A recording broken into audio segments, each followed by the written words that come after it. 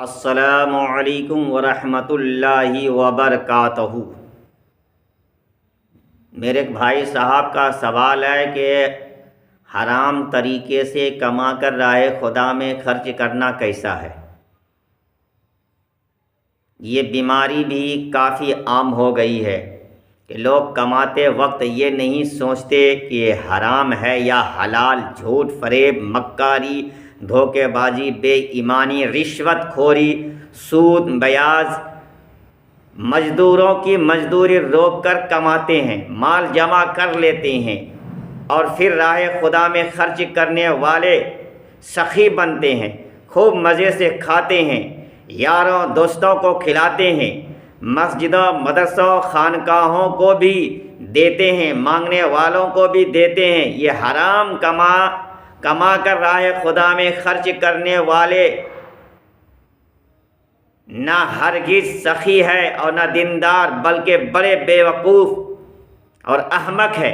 حدیث شریف میں ہے، حرام کمائی میں سے صدقہ خیرات قبول نہیں۔ یہ ایسا ہی ہے جیسے کوئی بے وجہ جان بوجھ کر کسی کے آنکھ پھوڑ دے اور پھر پٹی باندھ کر اسے خوش کرنا چاہے۔ میرے بھائیوں، خوب یاد رکھو، اصل نیکی اور پہلی دینداری نیک کام میں خرچ کرنا نہیں ہے، بلکہ ایمانداری کے ساتھ کمانا ہے۔ جو حلال طریقے اور دیانت داری سے کماتا ہے اور زیادہ راہ خدا میں خرچ نہیں کر پاتا ہے،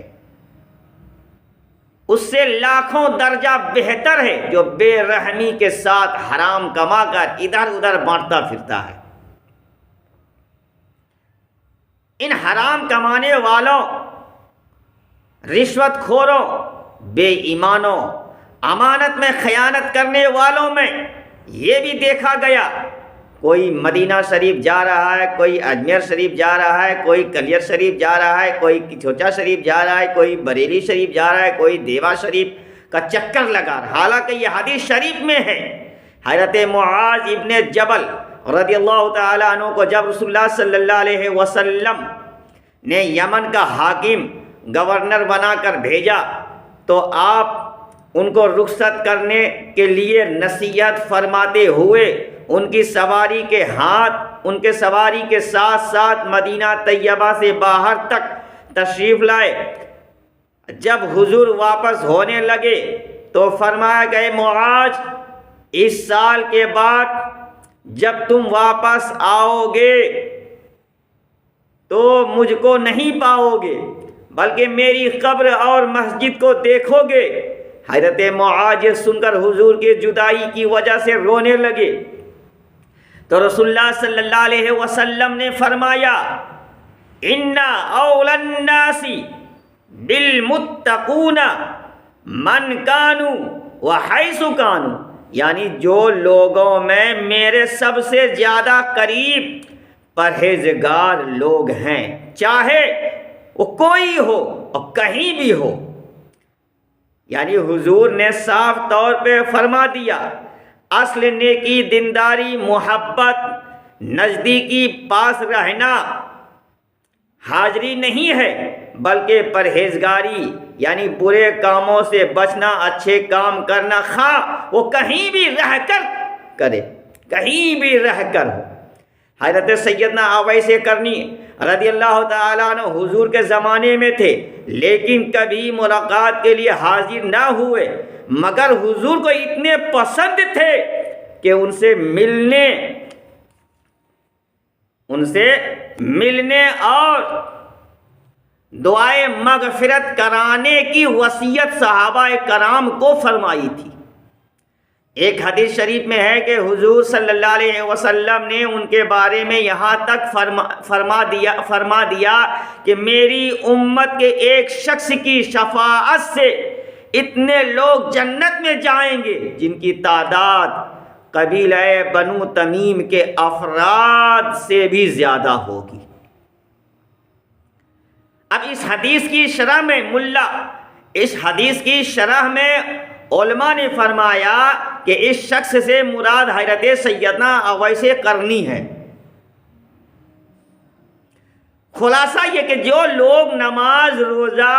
دیگر احکام شرع کے پابند ہیں، حرام کاریوں اور حرام کمائیوں سے بچتے ہیں، وہ خواہ بزرگوں کے مزارات پر بار بار حاضری نہ دیتے ہو، وہ ان سے بدرجے جہاں